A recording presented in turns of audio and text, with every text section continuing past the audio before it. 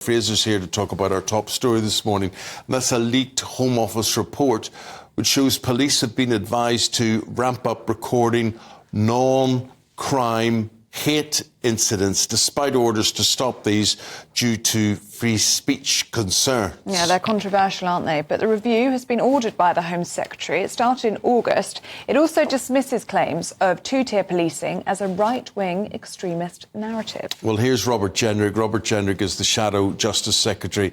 He was on with Patrick Christie last night, and this is what he had to say.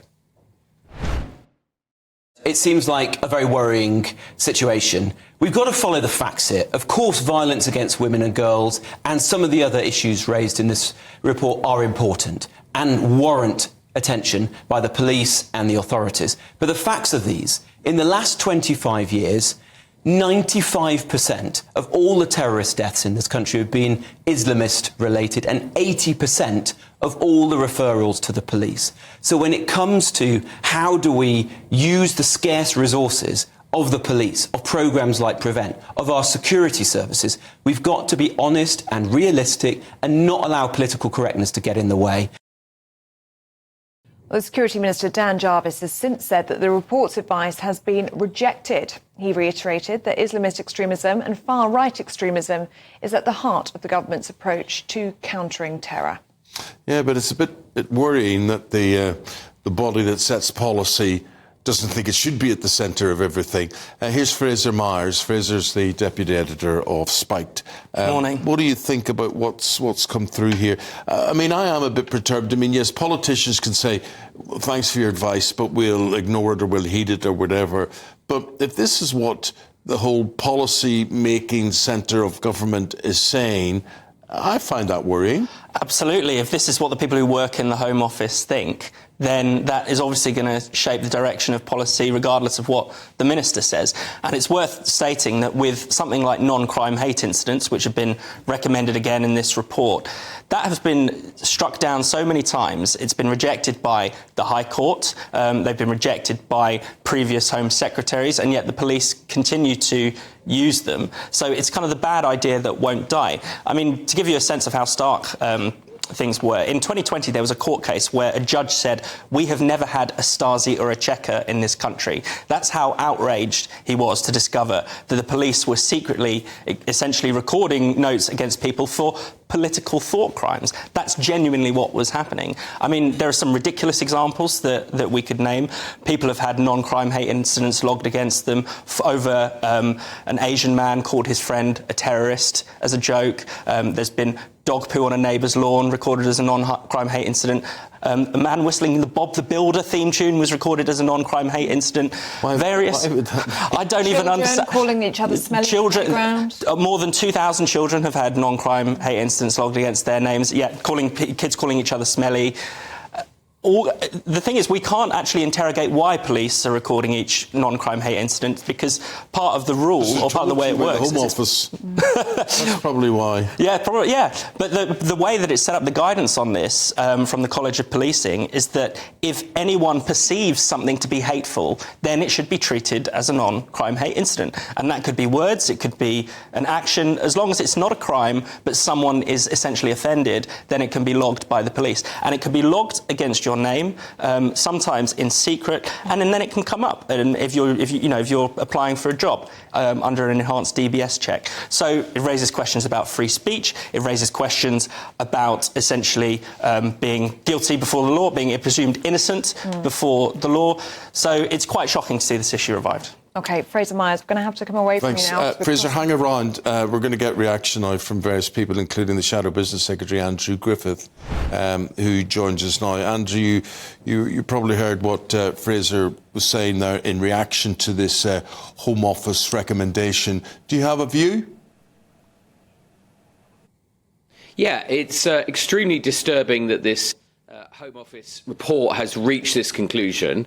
The Home Secretary needs to publish this immediately so that we can all see for ourselves what and who it is that's saying these non-crime hate incidents, these attack and waste of police resources, something a Conservative Home Secretary stopped, it just keeps coming back. And there's clearly a cell within the Home Office that is not concerned about ordinary crime, ordinary policing, the sort of things that people are experiencing every day on our streets, mobile phones being stolen, burglaries not being followed up by police, in favour of this ideological approach to non-crime hate incidents. They're wrong. That's not where we should be putting our police resources. And the Home Secretary needs to come to Parliament today, publish this report and explain who it is that keeps coming up with this idea.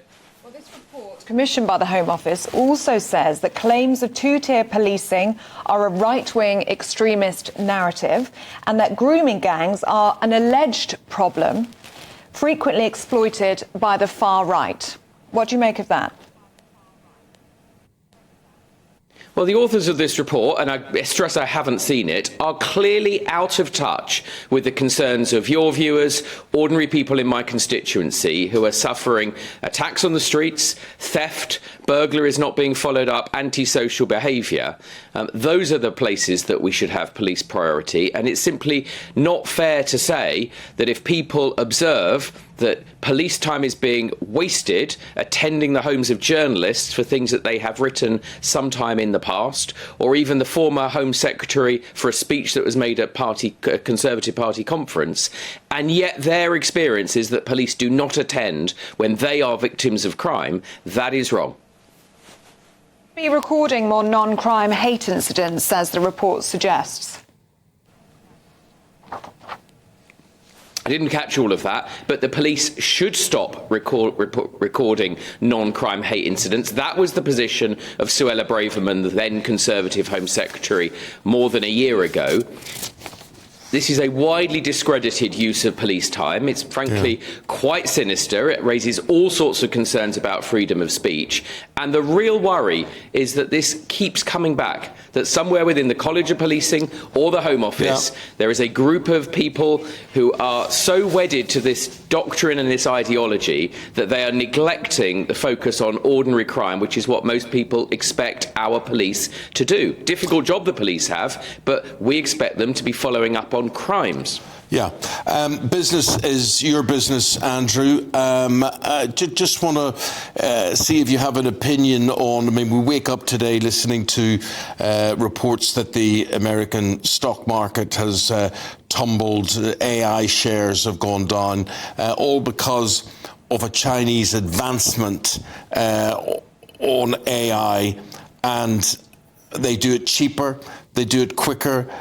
It uses less computer power. I don't know. Apparently, all of this is relevant. But the point is, this deep seek, it's called, this AI system is causing some concern on markets and to the USA today. What's your view on that? Well, look, markets, Eamonn, go up and down. AI is this invention that's changing our world. The great tragedy for me is that we were one of the first countries out the blocks on AI. We had an AI strategy. The Prime Minister led an AI safety summit, got all the best and brightest in the world. Today, those best and brightest, the engineers of our future, I'm sad to say, are leaving our country because of the attacks that Labour is making on wealth creators, the changes that Rachel Reeves introduced in the budget. This week is apparently all about growth for this government. So she needs to start reversing her attack on international investors, reversing her attack, the family business death tax, and Labour really need to understand that it is wealth creators and the private sector, the sort of people who are creating that AI future that the UK has a very strong position in, that they need to be on the side of. And that's how you compete in the global world. But big concerns with DeepSeek, this chatbot, about free speech, about censorship, and about data harvesting as well. Do we need to ban AI from China in this country? Well, I won't be using DeepSeek. there are concerns about information protections, about freedom of speech and those things. But the best way to tackle any technology isn't particularly with bans, which tend to be quite backward-looking. It's to be brilliant ourselves. It's to use the best and brightest in the UK, whether it's the AI Safety Institute that the Conservatives set up, or whether it's just our excellent AI engineers using their experience and knowledge for the good of our society based on our values. That's how you compete.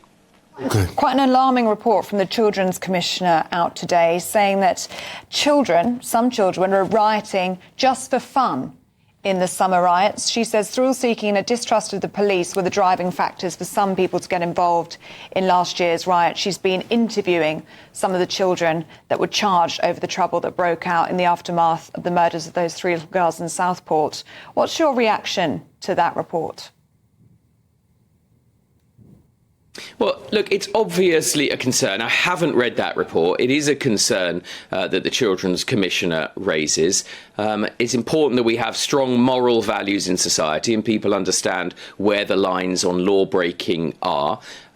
It's also inevitable in these situations that crowds gather, people watch the spectacle. We see that whenever anything happens on the streets. People are often out there with their mobile phones as well. So we've got to be careful about how we reach judgment on that. And as I say, I haven't read that report. Andrew, appreciate your take on things. Andrew Griffith is the Shadow Business Secretary. Thank you for your time today. The assessment says that claims of two-tier policing are a right-wing extremist narrative and that grooming gangs are an alleged problem frequently exploited by the far right. Well, this report has been rejected by ministers, it's important to say, but it is indicative, isn't it, of a mindset that is clearly there in the Home Office, that anyone that is expressing concerns about grooming gangs or expressing concerns about two-tier policing is far right in the eyes of some people in the Home Office. Well, let me just say this is a leaked report that ministers do not agree with, so I wouldn't set much store in it. And all I wanted to say really is to clarify that for us as a government, the 2 main priorities that the police force and others have to prioritise is Islamic extremism and right-wing ideology. That remains the case, but we will set out a more considered and comprehensive view of extremism in due course. But, this is a leaked report and ministers have been very clear that we reject its findings. I understand that it's leaked, Emma, but the point is that's the advice coming from the department that formulates the advice that you politicians can choose to accept or reject. And the worrying thing for people is that's what's being whispered in your ears. Indeed, we can choose to reject them. Yeah. I understand they're rejected, well, look, but Eamonn, yeah. Go ahead. Sorry, Emma. I understand the point that you... No, sure, I think there's a bit of a delay on the line. I understand the point that you are making, but ultimately this is a democratically elected government, and as ministers we get to decide what we want to do with the advice that we're given, and in this case we have rejected the findings of this report. So I want to reassure your viewers that we don't agree with its recommendations, and for us the priority is Islamic extremism followed by right-wing ideology. They're the main extremist threats that we face, and we're doing also, you'll have seen last week, the Home Secretary said that we are launching an end-to-end review into the PREVENT programme because we are concerned that the thresholds are too low and not enough people are being identified through PREVENT. So there's a lot of work going on in what is a very sensitive and tricky area, but one that we need to get right. Will this report be published in full? Well, it's a leaked report that a think tank has got hold of, but it is not official government policy, as I've said. Ministers don't agree with the report, and as I've just said to the point that you raised, it's for ministers to decide government policy. We're not going to be led by internal leaked reports. But I think the thing is, Emma, that people are worried that the Home Office is a left-wing think tank. They can warn about right-wing ideology and all that sort of thing, but the way they're thinking, I just think people are concerned that the advice is always from the left. Well, I don't think the Home Office is a left-wing think tank, to be perfectly frank. That is not my view. But as I have stressed to you, Eamonn, it is ministers that call the shots. We are a democratically elected government. No, I'm not and it is for ministers to make the decisions about extremism. And we get that. But it's not you we're talking about, it's them. Yeah. It's them. Can That's I what ask everybody's you, thinking about. Can I ask you about DeepSeek, the Chinese chatbot? It sent shockwaves through the markets overnight, concerns about free speech violations and data harvesting as well. How concerned are you about China joining the AI race? Well, we need to make sure that as a government we do all that we can to protect people's data. We have some very strict rules around GDPR. That's absolutely correct. But I think also the news overnight and what's happening in the markets in the US just goes to show that we need to be invested in AI. We need to be part of this global race of innovation. So the Prime Minister was absolutely right to launch that AI action plan recently. And we are concentrated on how we can unleash the innovation that AI brings to improve our public services, and that the potential of it is also realised in the private sector through business, small and large.